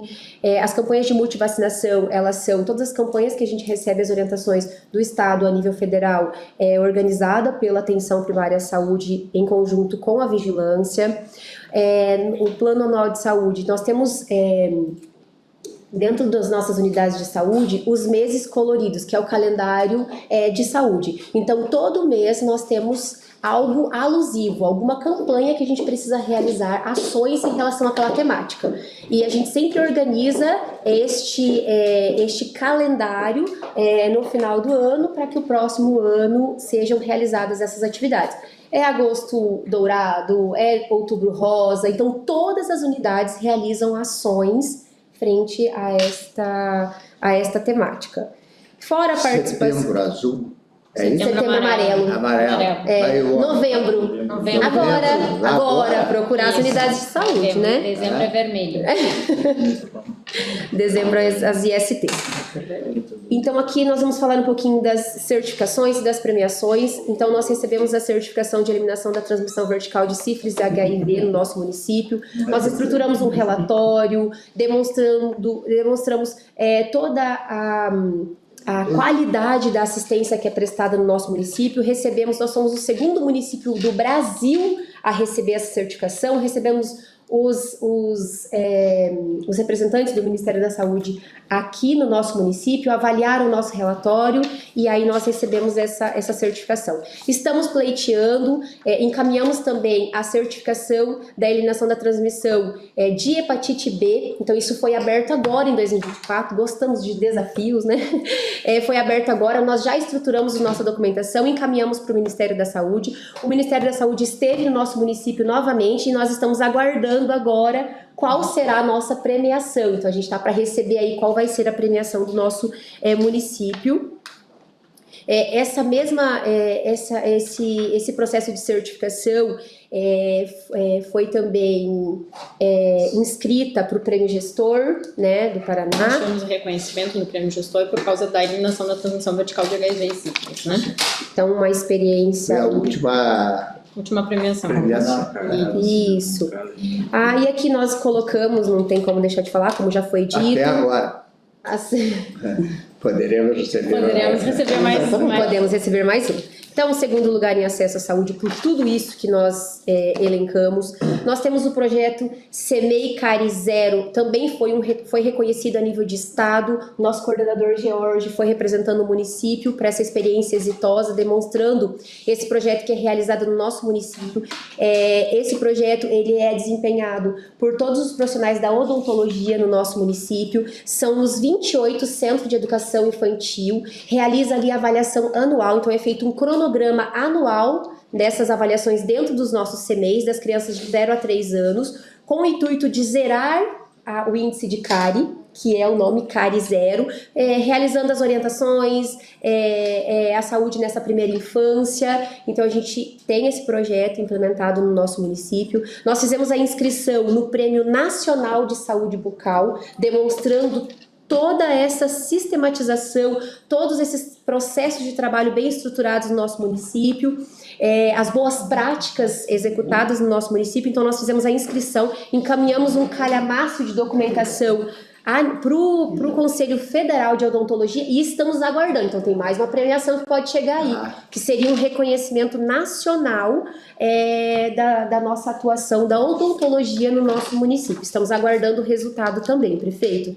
Dentro dos equipamentos que nós temos para auxiliar nos grupos, nas orientações dos nossos servidores, estes materiais eles ficam ali no departamento de atenção primária e a gente realiza o empréstimo, então vai para a unidade que vai fazer a ação e devolve para a atenção primária, para o departamento, para a gente fazer esse controle, manutenção desses materiais. Temos kits didáticos para orientação de nutrição, então fica assim bem alusivo para fazer as orientações para as crianças, até para os adultos, né? Eles gostam, montam os pratos para saber como montar estruturar uma alimentação saudável. Temos modelos anatômicos para educação sexual e reprodutiva. Adquirimos novos equipamentos odontológicos, porque ampliamos muito a cobertura de saúde bucal, né? Então, hoje nós estamos com aproximadamente 70% de cobertura da saúde bucal no nosso município. Fizemos a instalação de novos equipamentos, estamos com a implementação dos novos tablets para os agentes comunitários de saúde. Então, o tablet que existia, houve uma descontinuidade, porque não era possível, com aquela versão do tablet, fazer a atualização do sistema. Então, o que eles estavam fazendo? Eles iam na casa, preenchiam o manual, a visita, voltava na unidade e preenchia no sistema. Isso era muito... um retrabalho. Hoje, eles vão na casa, registra, chega na unidade, conecta no Wi-Fi e esses dados estão em tempo real no nosso sistema das visitas domiciliares. Isso também ajuda para nós recebermos recursos. Totalmente. Então, informação relevante. Exatamente. Isso. E isso precisa ter muita atenção da direção da atenção básica, da coordenação e das gerências das unidades básicas de saúde. Exatamente. Com relação à frota, a gente detalhou isso tudo no relatório, quais as unidades que possuem frota própria, quais estão com auxílio da terceirizada, quais os dias da semana. Por quê, prefeito? Isso é importante. Porque no dia que tem essa frota terceirizada no local que ainda não tem o carro para aquela unidade, a equipe ela agenda a visita domiciliar, ela agenda um curativo, que é um pouco mais distante. Então, isso está organizado dentro dos processos de trabalho. Uma informação importante também. Então, as unidades de estratégia de saúde da família, todas estão equipadas com veículos. Todas com veículos. Hoje nós temos 2 unidades de saúde, a do industrial e a do Bressan, que não tinham onde guardarmos o veículo, né? Então, assim, a equipe optou por permanecer com a equipe terceirizada. Então, são essas 2 unidades que a gente está com a equipe terceirizada. Certo, mas é por isso que às vezes o pessoal passa da unidade básica de saúde e vê um carro estacionado lá. Esse carro da unidade. É da unidade.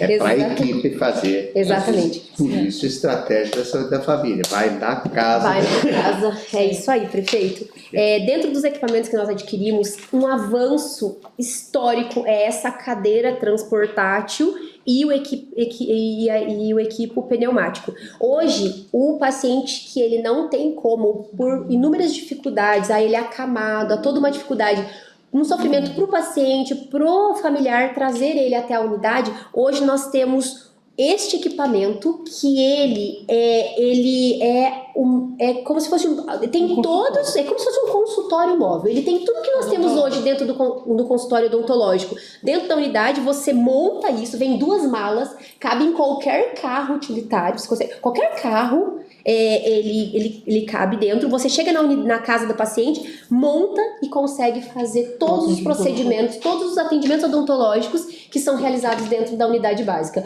Hoje você consegue fazer isso na casa do paciente com essa... Isso é especial, prefeito, para os pacientes sindrômicos, para os pacientes com necessidades especiais, tanto do ponto de vista de deficiência física quanto intelectual, né? Então é como se a gente fizesse, de fato, o atendimento domiciliar completo desse paciente sem precisar deslocar ele da odontologia. Importante. Olha que informação, hein? E aí, nós estamos no momento também de transição do novo financiamento da atenção primária. Então, o cofinanciamento da atenção primária, o cofinanciamento... Podemos chamar uma atenção absoluta para absoluta, porque isso aqui vai influenciar. A equipe de transição do prefeito Mário Costenaro, o próprio prefeito, talvez já se tenha indicação do futuro secretário, secretária, é importantíssimo. É daqui que vai sair o dinheiro para a saúde. Exatamente. E isso aqui, prefeito, alterou totalmente a sistemática de recurso financeiro da atenção primária. De quando para cá? Isso aqui está desde mês 4 de 2000, desde maio de 2024. Então quer dizer o seguinte... Nós estamos em transição. Aquilo que se tinha de conhecimento de décadas atrás, ou de anos atrás, e nós mesmos nesse mandato, Já mudou. abandona Mudou. e agora... Foi descontinuado. O Previne Brasil, que era o financiamento, ele foi reformulado, remodelado, e hoje nós temos uma portaria, que é a portaria 3.493, que faz a reformulação de todo o financiamento. Nesse período... O resgate aqui, para a informação ser correta, precisa e verdadeira. Todas aquelas informações que vocês passaram aqui, de alimentar o sistema, tudo isso aqui reflete essa questão. Exatamente. E o mais importante, prefeito, é que assim, como eles colocaram esse período de transição de maio a abril de 2025, é um período de organização, que é o que nós estávamos realizando. Organizando os processos, porém, nós não temos ainda todas as portarias que norteiam o novo financiamento.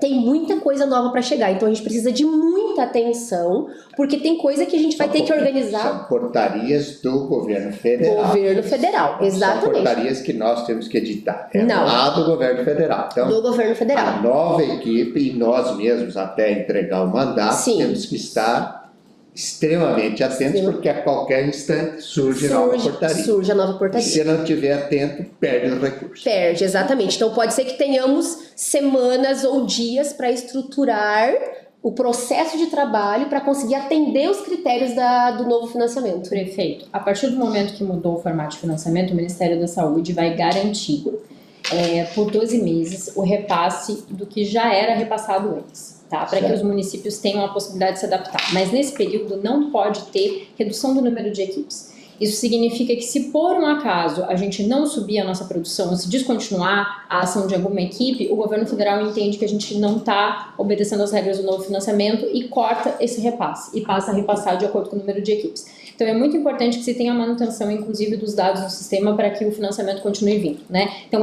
como é um período de adaptação, o governo federal vai manter o financiamento, tá? Modificou de maio para frente, tá? De maio, então, para cá, modificou o formato de financiamento, mas o recurso que nós recebíamos, a gente continua recebendo até então, porque é o formato que o governo federal faz as transições, tá? Mas a partir do ano que vem, então, passa a ser exatamente de acordo com como está no novo financiamento. Por isso, a nossa expectativa em relação às novas portarias, principalmente as questões relacionadas aos indicadores, que antes o Previne tinha os seus indicadores, tinha os seus 7 indicadores, enfim, aqueles indicadores não têm mais validade alguma, tá? Deve vir nesses últimos meses do ano e nos primeiros meses de 2025, e o período para que se adapte a esses indicadores, sim, esse vai ser curto. Porque aí, como a gente já está aí há praticamente 8, 9 meses recebendo o valor fixo do Ministério da Saúde, quando isso modificar, a rede já vai ter que estar adaptada diante desses novos indicadores para continuar recebendo o mesmo recurso. Então é muito importante a atenção nesse ponto, e tu tem salientado que é importante a gente colocar uma lupa em cima, porque se não houver essa adaptação de forma bastante eficiente, vai haver uma redução do repasse de recursos do governo federal para o governo municipal abruptamente de um mês para o outro. Tá, eu vou pedir para Fabiana Trento de Oliveira grifar e colocar em negrito toda esta fala feita pela secretária Gabriela na grife-se e se coloque em negrito. Exatamente. Pode. Então, no relatório, nós colocamos também o detalhamento da estruturação de cada unidade básica de saúde, para ficar bem detalhado, com o modelo dessa equipe, dessa unidade, a quantidade de equipes, o horário de funcionamento, a quantidade de microáreas cobertas e descobertas, a quantidade de carga horária. Então, está detalhado de cada unidade básica de saúde para conhecimento, para a informação ficar bem completa para essa nova equipe. O relatório da atenção primária, prefeito, tem mais de 100 páginas. É como a Tatiane falou, é um caminho para a gestão. Ou seja, Hoje eu quero saber quantos profissionais tem de cada categoria lá na UBS do Maracanã. Eu vou lá na página do Maracanã e eu vou saber quantos médicos tem, qual é a carga horária, em que horário que eles trabalham, etc. Da mesma forma das outras unidades e dos outros profissionais. Então, obviamente que aqui a gente não trouxe, porque já é uma apresentação extensa, mas dentro do relatório isso está extremamente detalhado. Então, Tá? por exemplo, quando erguermos essas informações para a transição, os documentos anexos a essas informações, a esse tutorial de informações aqui, a gente já dá a informação para os futuros gestores. Então, Completa. já podem se antecipar a tomada de decisões, a continuidades, a substituição, enfim. Tudo. Está ali tudo Tudo. à disposição. Tudo, detalhadamente. Então, não só aqueles documentos que foram pedidos por ofício, mas as informações refinadas, detalhe por detalhe nesse relatório. Se tem uma unidade que tem um profissional lá com redução de carga horária, tem destacado redução de carga horária de tal profissional para 20 horas. Nós destacamos cada detalhe de cada unidade para que fiquem as informações bem claras Sim. e completas. Mastigadinho. Desenhamos a atenção primária. Parabéns. Aí, dentro do nosso departamento, então, as coordenações que aqui estão, então tem a direção, 3 coordenadores administrativos, todos servidores do município. Uma coordenadora do PSI Bolsa Família, coordenador, que é o Alexandre, coordenador de odontologia, e 2 agendadores, e tem um administrativo que faltou ali, que é o Marcos, que ele está lá Como nós conosco. começamos às 10h03, então nós temos ainda 40... Não, Tô desculpe, acabando. 20 minutinhos. Eu já estou acabando, prefeito. 20 minutos, exatamente. Então, dentro da atribuição de todos desses coordenadores aqui, que é uma equipe sensacional, eu não tenho nem palavras para descrever, que fazem todo o monitoramento, o acompanhamento, o suporte para as unidades de saúde. Eles possuem todas essas atribuições. Então, a gente destacou aqui, prefeito, o que precisa dar continuidade, que é algumas coisas que a gente já citou, mas todos eles são integrantes dessas comissões, elas fazem o monitoramento minuciosamente, a teledermatologia, a Sônia, lá dentro do departamento, ela acompanha a fila de espera, se o laudo chegou, se foi impresso, se o paciente veio para o atendimento. Então, o acompanhamento é minucioso por essa equipe que aqui De cada está. usuário do SUS. De cada é usuário. importante dizer isso. De cada usuário. Inclusive no financiamento anterior, prefeito, nós monitorávamos, como nós não tínhamos um detalhamento, um sistema que nos entregava o atendimento, foi realizado o atendimento completo, o porquê que não foi, nós não recebemos recurso por esse atendimento, nós detalhávamos um a um, entrávamos no prontuário e olhávamos, líamos o prontuário para ver onde é que nós deixamos de realizar, o que nós deixamos de realizar para não ter aquele recurso. Então a gente realizava isso, se era de 2.000 prontuários, eram 2.000 prontuários analisados por essa equipe para a gente identificar o que a gente precisa melhorar. Então são todos os comitês, acompanhamento, o acompanhamento da estratificação de risco materno-infantil, o ERM, é um sistema em conjunto com a regional de saúde, tem que ser monitorado pelo departamento mensalmente. Eles precisam colocar aqui quantas gestantes existem no território, quantas crianças, isso aqui é preenchido para a regional de saúde. Lá dentro faz a reposição dos servidores, então a Sônia, ela faz todo o acompanhamento, saiu no Diário Oficial, ela solicita para RH as reposições, entregas de os EPIs, né, que é os equipamentos de proteção individual dos nossos servidores, jaleco, bota para os ACS, bolsa, tudo isso é entregue pelo departamento também, e a gente faz o controle lá no departamento, então isso também cabe ao departamento. O monitoramento do programa Bolsa Família, que agora é Auxílio Brasil, também é acompanhado se essa criança ou esse adolescente, esse usuário, ele foi atendido na unidade, tem o peso, foi identificado a altura, tá com a vacina em dia. Isso é monitorado também. O Alexandre ele descentralizou para as unidades de saúde a digitação dos dados, mas ele monitora como um filho se todas as pessoas estão com seus registros corretos lá dentro do departamento, porque a gente tem um percentual que a gente precisa atender dentro do programa Auxílio Brasil. A outra situação também é necessário ter esse controle, porque em algum instante as informações de vacinação serão úteis para as pessoas, para as famílias, em avanço até para a matrícula da Exatamente. escola. E, prefeito, é muito importante porque se essa responsável, essa mãe, ou esse pai, esse familiar, não realizar as vacinas nessa criança, eles podem ter o corte do benefício. Então, eles deixam de receber o Bolsa Família.